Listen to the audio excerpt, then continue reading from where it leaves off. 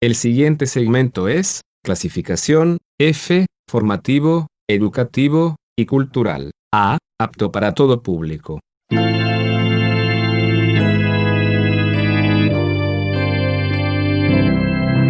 Bienvenido a Hora de Estudio Bíblico con nuestro maestro el Dr. Lehman Strauss. Este estudio es el resultado del tiempo personal con el Señor, el ministerio pastoral y la experiencia en conferencias bíblicas del Dr. Lehman Strauss. Él nos instruye y alienta con la enseñanza de la palabra de Dios. Ahora, el Dr. Strauss. Bueno, tomemos nuestras Biblias para continuar con nuestro estudio. Estamos considerando a la única iglesia verdadera. Por favor, leamos juntos Mateo capítulo 16, comenzando con el versículo 13. En este remarcable pasaje, el Señor Jesucristo hace algunas declaraciones referentes a la confesión de Simón Pedro y referidas al Señor. Dice en el versículo 16, en realidad Pedro dijo: «Tú eres el Cristo, el Hijo del Dios viviente».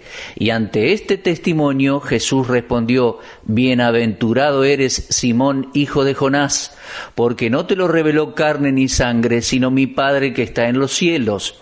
Y yo también te digo que tú eres Pedro, y sobre esta roca edificaré mi iglesia, y las puertas del Hades no prevalecerán contra ella».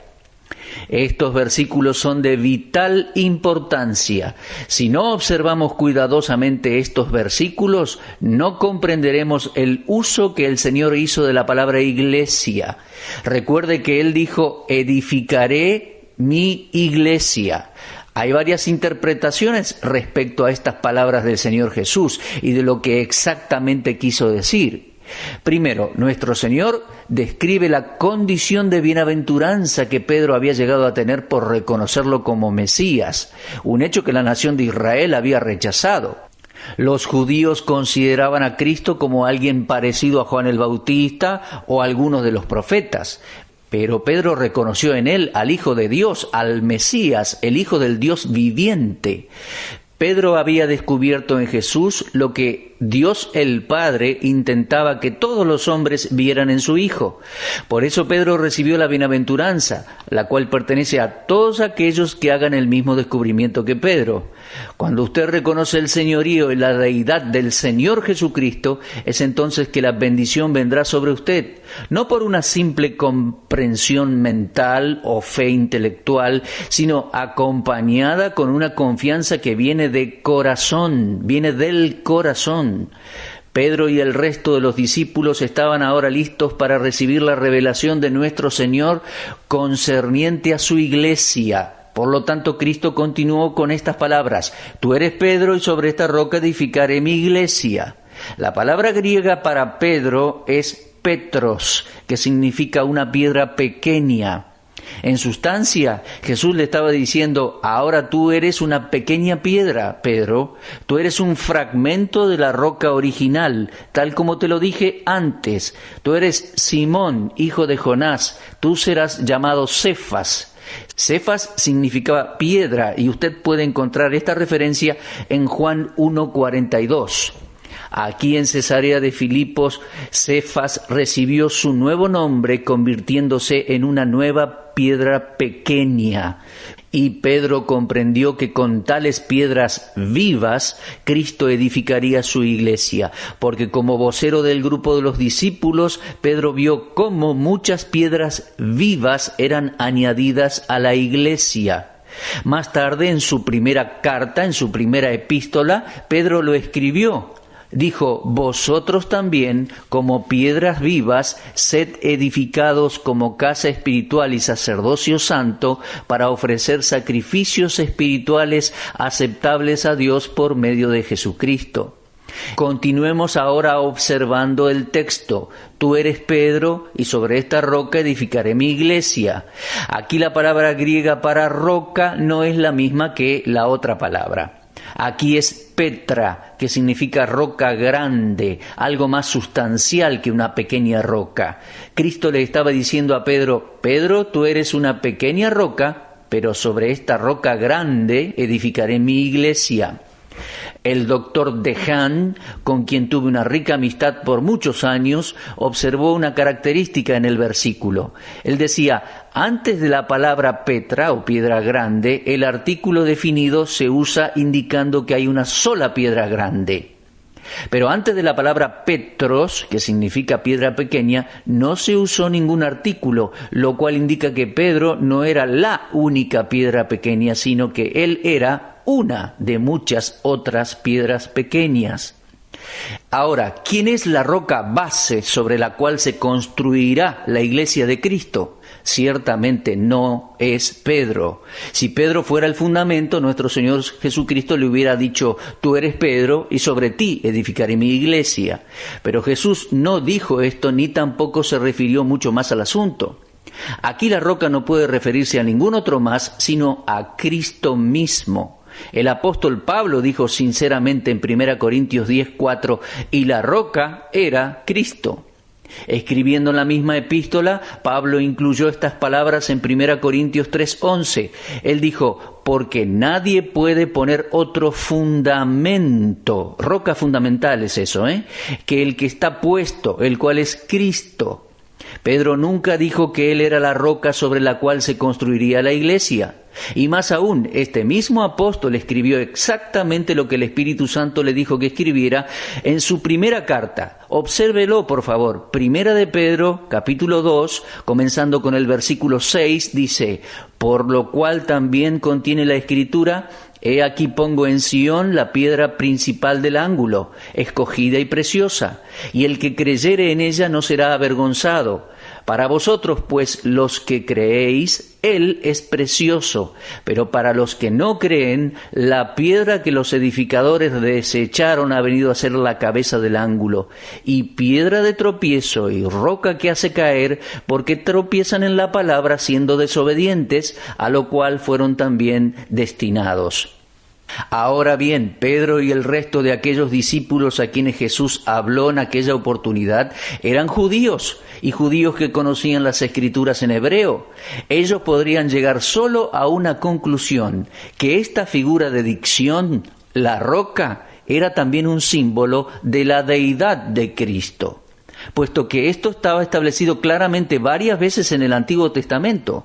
Tome nota, por favor, en Deuteronomio 32, versículos 4, 15, 18 y 31. Segundo libro de Samuel, capítulo 22, versículos 2, 32 y 47. En el Salmo 18, versículo 2. En el Salmo 61, 2 y en el Salmo 62, 2. Cualquier iglesia construida sobre un fundamento que no sea el Señor Jesucristo no es la verdadera iglesia. Ahora, regresemos al texto que contiene la primera mención de la palabra iglesia allá en Mateo 16. Y continuando, en versículo 18, el Señor dijo, y las puertas del Hades no prevalecerán contra ella. La palabra Hades aquí corresponde a la palabra hebrea Seol en el Antiguo Testamento.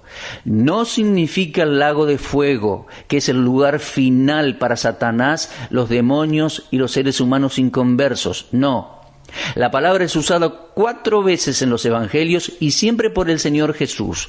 Usted la encontrará en Mateo 11:23, en Mateo 16:18, en Lucas 10:15 y en Lucas 16:23. Entienda que significa la morada intermedia de los muertos. Es que antes de la resurrección de Cristo, todos los muertos, salvos y perdidos, iban al Hades. Una sección del Hades, llamada paraíso, estaba reservada para los salvos.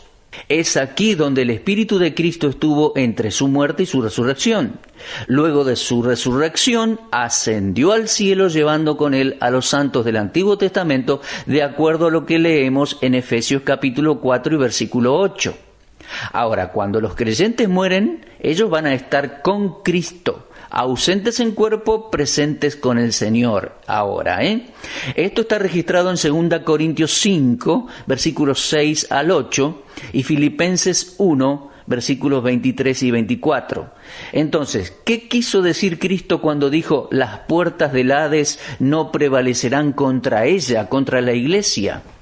No quiso decir lo que comúnmente se piensa, que la Iglesia triunfará sobre el diablo y el mal en la tierra. No, en primer lugar, ni el diablo ni los demonios están en el Hades. Yo creo que nuestro Señor estaba enseñando que la muerte nunca puede vencer su Iglesia. Cristo es la cabeza viviente de la Iglesia y ésta nunca puede morir. A los miembros individuales de su Iglesia se les prometió perpetuidad por medio de la resurrección. La Iglesia de Cristo es una Iglesia permanente. Las iglesias locales han sido levantadas y han muerto. Se levantaron denominaciones y luego murieron. La iglesia ecuménica emergente está condenada a muerte y desaparecer, pero la iglesia de nuestro Señor Jesucristo vivirá por siempre. El Señor Jesús concluyó el Sermón del Monte con una solemne advertencia. Sus palabras no estaban dirigidas a su iglesia porque la misma no había sido aún fundada. Ciertamente se aplica muy definidamente a cada ser humano, a cada individuo. El Señor Jesús advirtió en contra de los falsos profetas y maestros, y luego el Rey advirtió a cada individuo sobre cuál fundamento debían construir. La persona que escucha y obedece lo que Cristo enseñó y construye su esperanza eterna sobre Cristo mismo es como el hombre sabio que edificó su casa sobre la roca. La lluvia, la inundación y los vientos golpearon la casa, pero no cayó porque estaba fundada sobre una roca. Leemos esto terminando capítulo 7 de Mateo. Por lo tanto, aquel que confía en Cristo construye sobre una base segura. Romanos 9:33 dice: «He aquí pongo en Sión piedra de tropiezo y roca de caída, y el que creyere en él no será avergonzado». Cualquier vida construida sobre la roca divina, el Señor Jesucristo, nunca puede fallar, ni en esta vida ni en la venidera. Ahora, regresando a la afirmación de nuestro Señor, Él concluyó diciendo que aquellos que escuchaban su palabra, pero rehusaban obedecer, eran como el hombre necio que construyó su casa sobre la arena. Vinieron los ríos y los vientos y golpearon la casa, la cual cayó, y grande fue la ruina de aquel hombre. Construir la esperanza de una persona sobre otra persona o sistema religioso, mi amigo, resultará en desastre, tanto en esta vida como en la venidera. Les decía, puede usted leer esto en Mateo capítulo 7, versículos 21 al 27. Los judíos que lo escuchaban nunca antes habían oído una enseñanza como esta. Si ellos hubiesen escuchado sus palabras y lo hubiesen recibido, habrían sido salvos. Pero muchos de ellos lo rechazaron y lo crucificaron, y así se perdieron. Ahora, la iglesia ecuménica está construida sobre las arenas del tiempo. Tienen líderes que niegan que Cristo sea Dios y cuya principal autoridad es su propia filosofía en vez de la palabra de Dios escrita. Tal iglesia está condenada al desastre porque no está construida sobre la roca sólida, el Señor Jesucristo. Bueno, les invito ahora a regresar al texto de Mateo 16. Cuando el Señor hizo su primera declaración respecto a su iglesia, Él dijo: edificaré mi iglesia. Él hizo algo más. Primero se presentó a sí mismo ante Israel como su Mesías Rey, pero cuando Israel lo rechazó, fue entonces que Él introdujo su plan para edificar su iglesia. Sus palabras expresaron con claridad sus intenciones de tener una iglesia y que Él iba a ser su dueño y su fundador. Cuando Él hizo saber esto a Pedro y a los otros discípulos, la iglesia todavía estaba en el futuro. Era un plan para el futuro. En esa declaración, Él utilizó el verbo en tiempo futuro: edificaré. Y aquí nosotros debemos distinguir claramente entre la iglesia e Israel y entre la iglesia y el reino. Mi amigo, escuche esto por favor bien claro. La iglesia no es Israel, ni tampoco Israel es parte de la iglesia. Y además, le digo, tampoco la iglesia es el reino. Dios está edificando la iglesia en el presente, pero el establecimiento de su reino es futuro. y no se manifestará sobre la tierra hasta que la iglesia haya sido completada y llevada al cielo en el arrebatamiento para estar con su Señor. Ahora, hay una pregunta que surge en forma natural, que si cuando Jesús hizo esa declaración a Pedro y sus discípulos, la iglesia pertenecía al futuro, entonces, ¿cuándo comenzó la iglesia? Bueno, examinemos primero lo siguiente. El Nuevo Testamento no es una continuación ni una consecuencia de Israel, y por lo tanto no existe la iglesia en el Antiguo Testamento. Y como la iglesia no había sido formada aún cuando Cristo estaba en la tierra, entonces el nacimiento de la iglesia tuvo que tener lugar en una fecha posterior. Ahora, mantengamos en mente, ¿cuándo comenzó la iglesia? Primero que todo, permítame aclararle que la muerte de Cristo era necesaria antes que la iglesia pudiera ser edificada. La iglesia no pudo haber nacido antes que el Señor se entregara a sí mismo en sacrificio. La muerte de Cristo en el Calvario suplió la necesidad individual del pecador y aún hizo más que eso. Permítame dirigir su atención a una palabra que se encuentra en Efesios capítulo 2, comenzando con el versículo 13. Pablo allí escribe: «Pero ahora en Cristo Jesús, vosotros que en otro tiempo estabais lejos, habéis sido hechos cercanos por la sangre de Cristo, porque Él es nuestra paz, que de ambos pueblos hizo uno, derribando la pared intermedia de separación, aboliendo en su carne las enemistades, la ley de los mandamientos expresadas en ordenanzas, para crear en sí mismo de los dos un solo y nuevo hombre, haciendo la paz y mediante la cruz reconciliar con Dios, ambos en un solo cuerpo, matando en ella las enemistades». Efesios 2, 13 al 16. Si usted tiene su Biblia abierta en estos pasajes, quiero que observe algo en estos versículos. La palabra ambos en el versículo 14 y la palabra dos del versículo 15 tienen un uso significativo en el contexto. Las palabras ambos y dos se refieren a los judíos y a los gentiles. Se refieren a los creyentes judíos y a los creyentes gentiles. Es evidente en este pasaje de Efesios que la cruz no solo es simplemente la base de la paz con Dios del pecador que cree, sino también el fundamento sobre el cual descansa la iglesia, la cual es el cuerpo de Cristo. Versículos 22 y 23 del capítulo 1 lo dice. Es el fundamento de un solo y nuevo hombre en el capítulo 2, versículo 15, y es la base para un solo cuerpo en el capítulo 2, versículo 16. Y un solo cuerpo y un solo nuevo hombre es esta nueva entidad formada por creyentes judíos y gentiles, la iglesia. Ahora podemos ver, volviendo a Mateo 10, que la prohibición de Cristo a sus discípulos en cuanto a ir por el camino de los gentiles no fue por falta de amor de su parte hacia aquellos que no eran judíos. Es que en aquel tiempo, en Mateo 10, se predicaba el mensaje del reino.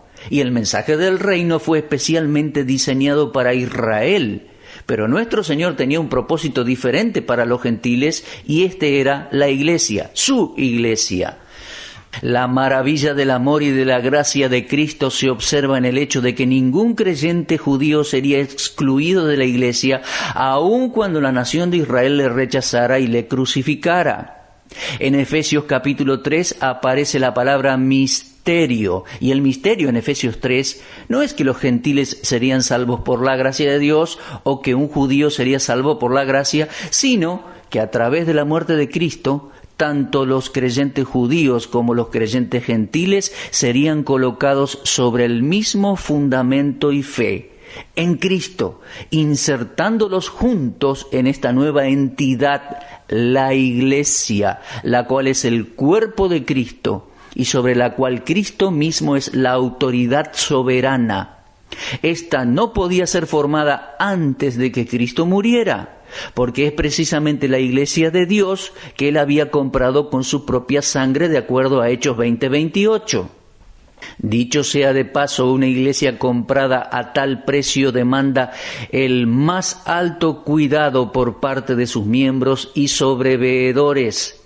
El punto que estoy enfatizando aquí es que la muerte de nuestro Señor Jesucristo era absolutamente esencial antes de que la iglesia pudiera tener su comienzo.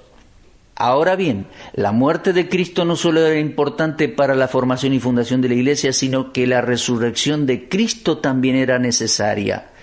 En el plan del Dios Trino para salvar a los pecadores, la resurrección de Cristo era una parte imprescindible. Cuando Jesús dijo, edificaré mi iglesia, continuó con el anuncio de su muerte y su resurrección. Lo podemos leer allí en Mateo 16.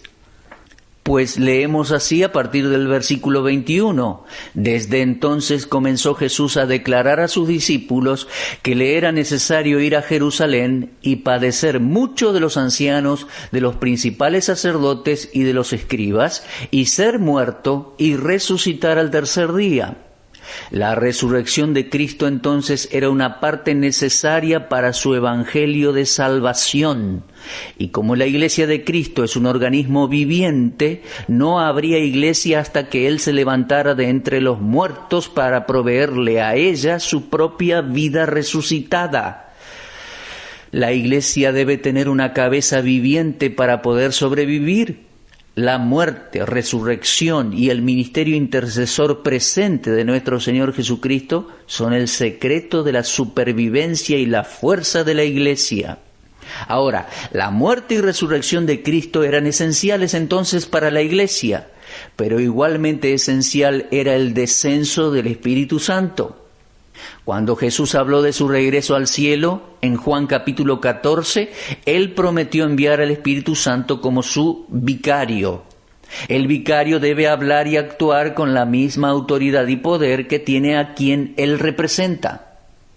Ahora bien, usted habrá notado que en la actualidad existen iglesias que han reclamado esta autoridad y han colocado este poder sobre hombres y aún han designado a ciertos hombres como vicarios de Cristo sobre la tierra, pero muchos de ellos incluso con una mala conducta. Los registros históricos de la inmoralidad de algunos de estos líderes nos demuestran que Jesucristo nunca confiaría su iglesia en las manos de ningún hombre. Mi amigo, la iglesia, corporativamente y los miembros individualmente necesitan dirección divina, la cual viene del Espíritu Santo a través de la palabra de Dios, la Biblia. Las palabras de despedida del Señor a sus discípulos fueron: «He aquí yo enviaré la promesa del Padre sobre vosotros, pero quedaos vosotros en la ciudad de Jerusalén hasta que seáis investidos de poder desde lo alto». Eso lo podemos leer en Lucas 24:49. La iglesia es la habitación de Dios a través del Espíritu Santo. De acuerdo a Efesios 2:22, no habría iglesia hasta que el Espíritu Santo viniera. Bueno, entonces nos hacemos de nuevo la pregunta: ¿cuándo tuvo su comienzo la Iglesia de Cristo? Cualquier intento de contestar esta pregunta coloca al maestro en un terreno controversial, y me doy cuenta de esto, pero tengo que tratar de contestar la pregunta. Permítame intentar una respuesta diciendo esto: yo no creo que la Iglesia haya nacido antes de Pentecostés de Hechos 2. Pero ante el riesgo de ser rotulado como ultradispensacionalista, por algunos que conocen esa expresión, y discúlpenme aquellos que no entienden tal vez el término, quiero agregar que tampoco veo que la iglesia haya sido completamente formada en Pentecostés de Hechos 2. En Hechos 1:6, los discípulos estaban todavía esperando el reino. Sus expectativas estaban basadas en la promesa de Cristo que 12 de ellos se sentarían en 12 tronos. El Señor afirmó esto en Mateo 19:28, y por lo tanto procedieron a designar a Matías para tomar el lugar de Judas, formando así el grupo de los 12. Esto está registrado en Hechos capítulo 1, versículos 21 al 26. Pero en Hechos 2, Pedro dirigió su sermón a los hombres de Judá, lo leemos en Hechos 2:14, y a los hombres de Israel, Hechos 2:22. Las personas presentes en aquella fiesta de Pentecostés eran todavía judíos, de acuerdo a Hechos 2:5, y muchos de ellos eran prosélitos del judaísmo, de acuerdo a Hechos 2:10.